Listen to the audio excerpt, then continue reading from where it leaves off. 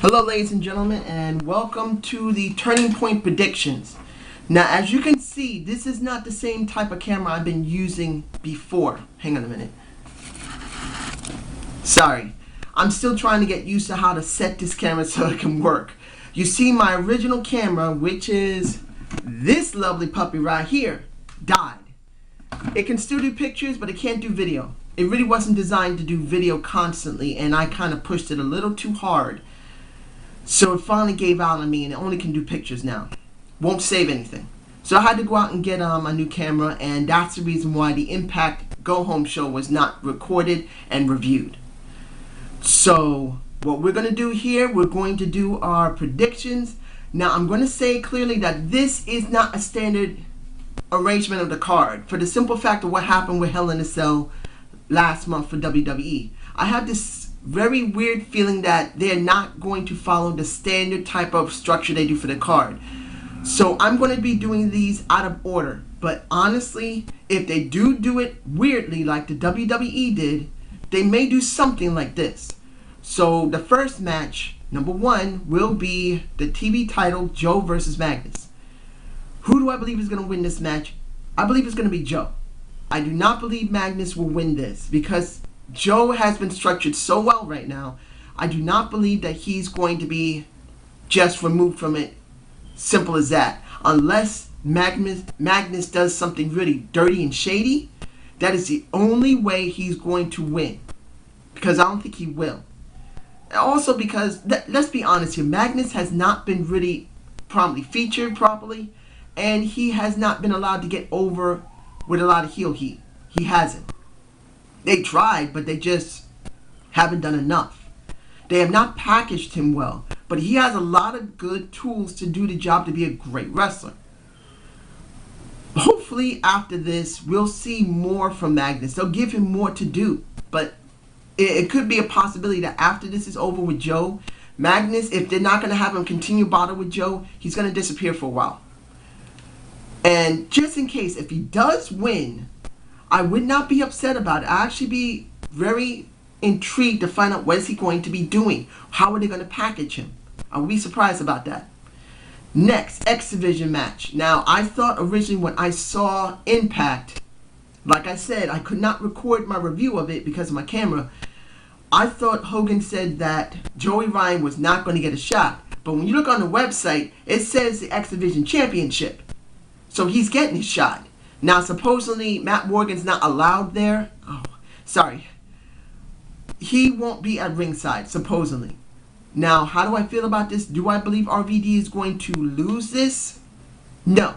I do not believe he's going to be losing this. But we do not know the X Factor, which is Matt Morgan. Do I believe this could be a decent match? Yes. I do believe that RVD will carry most of the match, because Joey Ryan is still pretty green. He's not exactly straight there. He's green. A little bit. He's a little choppy in the ring, but it does not mean he can't do good work. Do I believe he'll win? Unless there's some type of funniness, he will not win. If someone helps him, he'll win. And I wouldn't be too upset that RVD loses. Honestly, I would rather see RVD change his character. He is not a Ricky the Dragon Steamboat. I'm going to say this clearly. RVD is not Ricky the Dragon Steamboat, who was allowed by whatever promotion he went to keep his face attitude. He was. Sorry, my next mess up. I've seen Ricky the Dragon. Ricky the Dragon has been a great face. He rarely does any heel work, or no heel at all. But RVD is not a Ricky the Dragon. He never has been and never will be. So I wish they would change his character 100%. Give him something else to do. This laid back action was great in the 90s, but not now. It's just not enough. So the next match, which is number 3, Parks versus Doc. Joseph Parks, our great loving abyss, whose duality mind is in question because of what was shown on Impact. The ancient evil has awakened. Could that be the Abyss? I think it might be. Maybe that he may exert himself during the match like he did with Bully Ray. Now Doc, Luke Gallows, I believe can do a good work. When he was stuck with the Festus gimmick, he didn't do bad work when he was allowed to wrestle. When he was in straight edge, they made him a heel, which was a chicken shit most of the time. He didn't do good work there, but he could do some good work here. And this will be a very interesting situation. Look, Doc is way bigger than Joseph Parks. And the Abyss character has always dominated over TNA's roster. There have been very few big men that can mess with him. Either it's going to be Big Daddy Sexy, which was Diesel, or it was going to be Matt Morgan, who is the big 7-footer. Very few others had his size to even match him. And then worse, very few had even bigger than him. This guy, this is Doc. This right here, ladies and gentlemen, is Joseph Park. He's actually smaller. So this time around, Joseph, who is our great Abyss, is going to have to face someone larger than himself, which I think he hasn't done in a very long time. I'm very intrigued to see what's going to happen. Who do I think is going to win? I believe Joseph Park is going to win unless Aces and Eights interferes with the match. I do not believe he's going to lose. It'll be understandable, and if the Abyss persona pops out, maybe it would make sense about what was shown on Impact. Now, the fourth match of the night, I would have thought maybe it would be Terra and ODB. But I realized that if they're doing what they did in Hell in a Cell for WWE and TNA is going to be something like it, we're going to have Dvon versus Angle. Yes, I would have rather see this after that, but I do not believe we're going to see this. So, Dvon and Angle. Will this be a good match? I'll say it's going to be a decent match. I don't think it's going to be good. Both of them can't go in the ring. You can say whatever you want about Devon being with 3D for so long. This is an older guy. He may not be able to still do the business. Devon can still move in the ring. And we know Angle can do the business in the ring if he isn't. We just know they can both go. Who do I think will win? Just like what happens with Doc and Joseph Parks. If Aces and Eights don't interfere, probably Angle will win. 100%. If there's interference, then Devon is going to win, or the match will be disqualified. This is to protect Devon, because I don't think they're going to be done with Devon and Bully Ray yet. They haven't done it yet. This is supposed to be building up between Devon and Bully Ray primarily. I know people may say, oh, come on, it can't be Devon and Bully Ray. Who wants to see these two? Look, 2 years ago, we thought Bully Ray screwed over Devon lovely. Supposedly, when they had their conversation a couple of weeks ago, and we find out Bully Ray is the good guy from the very beginning, and Devon is the bad guy from the very beginning, this makes it a little different. This is, even if it's not for the smart marks or the marks, for the casual fan, this will get their interest. Because now you see the real good guy going against the real bad guy. Not the bad guy that you thought Bully Ray was, into the good guy, because now Bully Ray is turned into an edgy heel and can easily go back to heel. He's not a pure face. He's not a good guy. So we're going to see what's going to happen. I still say the Angle will win unless some interference that will either allow Devon to win or disqualify it. The next match is what I just said earlier. Taryn Jesse versus ODB and Eric Young. Yes. Now, am I excited about this match? No, but I am curious about it. You know why? Since Eric Young has not been seen, and I know now everyone is interested in Eric Young and ODB storyline. It's not great, particularly he's been away doing shows. His Extreme Bass Fishing show, I believe. But the question here is this. If he is coming back, what will they do now? Will they continue the storyline between these four? Will they split them up to do something else? And honestly, I'd rather see this than the Divas. Look, you can say whatever you want about TNA and this storyline, which is not great at all. On a scale of 1 to 10, it's barely a 5. But compared to the Divas, that's a 1. That's a vast improvement.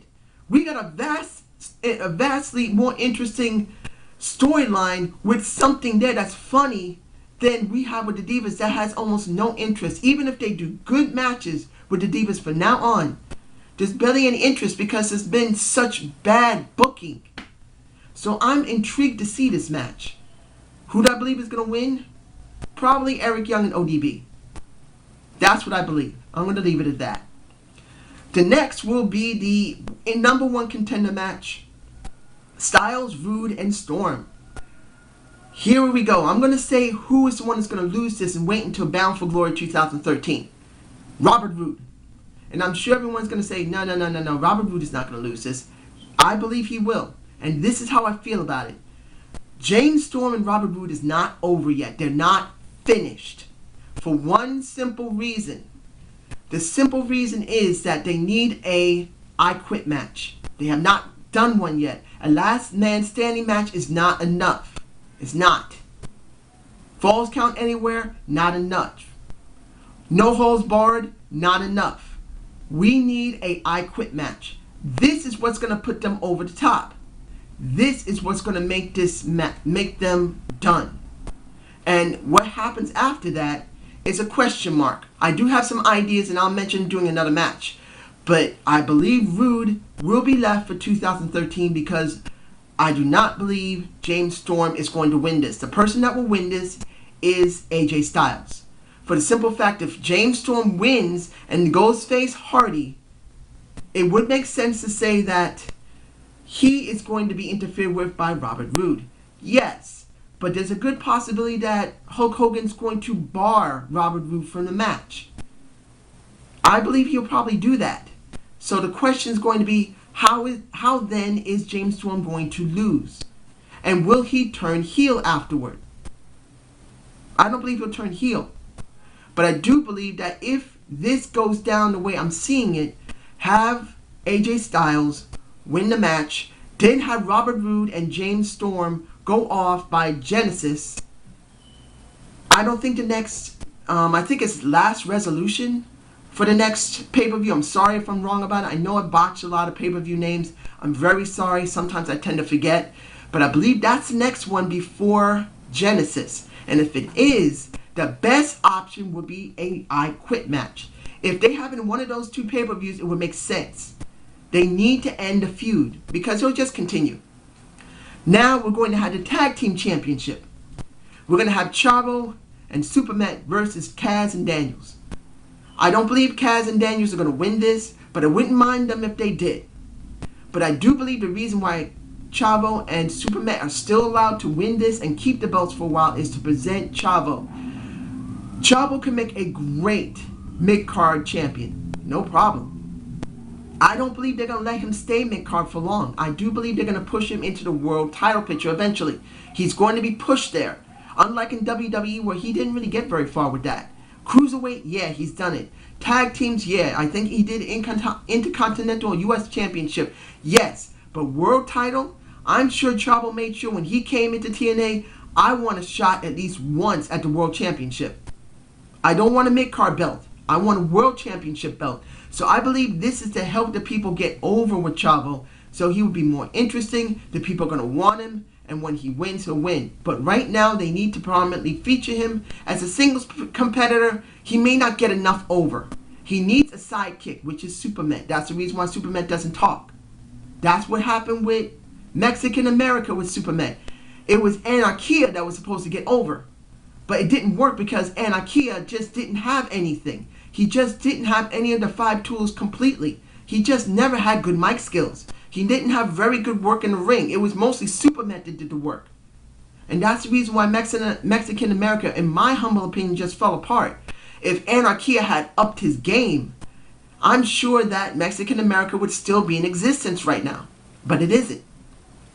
So this is what I believe. Unless Kaz and Daniels really cheat very well to win, they're not going to win. But if they do win, I wouldn't mind it. I didn't mind them as heels. I didn't. Especially when it came to the Appletini with Daniels. I just hope they will not put AJ Styles in this situation with them again. Please leave them separated. I'm getting tired of seeing them. Now, the final match of the night. Our final match, ladies and gentlemen. Our ladder match for the World Championship. Sorry, I kind of channeled the plumber's son. I kind of channeled him for a second. But essentially, you got the ladder match between Austin Aries, the greatest man in the universe, and the charismatic enigma, you got Jeff Hardy. I believe this is going to be the match of the night. I do. I could be wrong, ladies and gentlemen. There's a good chance this could be the match of the night. They both can go very well in the ring, especially that Hardy has straightened himself out. He worked very hard to get where he is now, so I commend him for that. I don't believe that Austin Aries has ever done a ladder match, so this is going to be new territory for him. If he has, I'm sorry. But if he hasn't, this will be new territory. I will be surprised if he doesn't do well here. I'll be surprised. I do believe he's going to do well.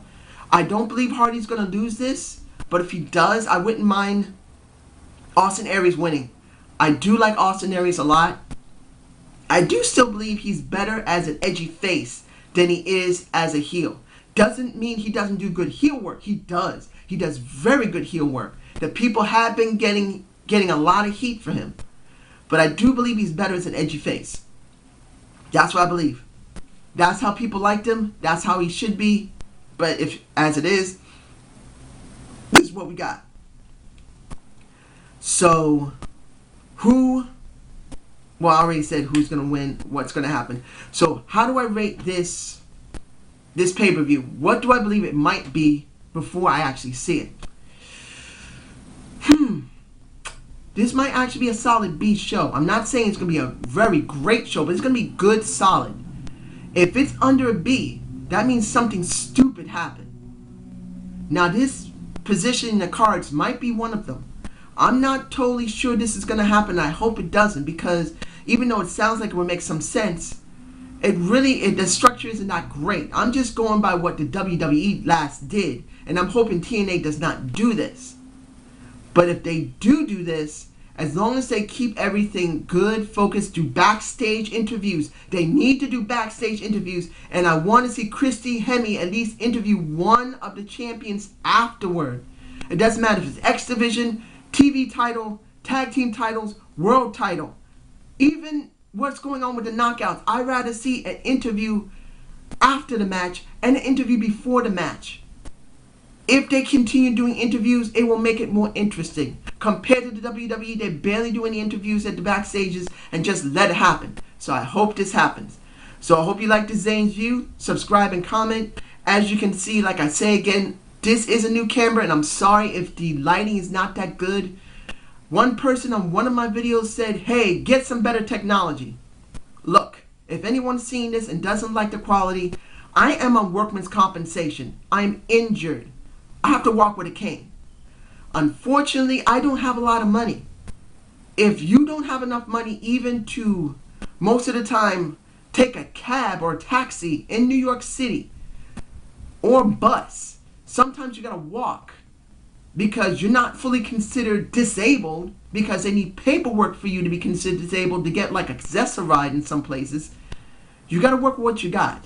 I managed to get this camera. It's extremely cheap. I'm hoping I'll be able to afford a better camera soon. When I do, you'll get a better quality visuals. Until then, unfortunately, this is what you're going to get. Don't think I don't care. I do care. Give me a comment and give me a subscribe on what you think I can do if you know somewhere I can get a camera for $20. Other than this, that's way better quality. So all of you have a good day and enjoy Turning Point.